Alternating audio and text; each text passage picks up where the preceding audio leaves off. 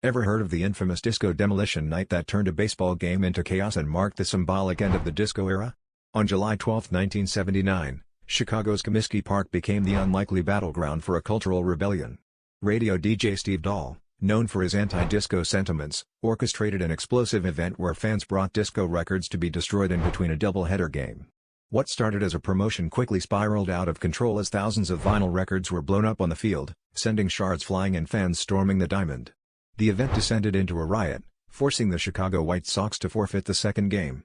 This night of mayhem didn't just end a baseball game, it symbolized a seismic shift in American pop culture, from the glittering beats of disco to the raw energy of rock and punk.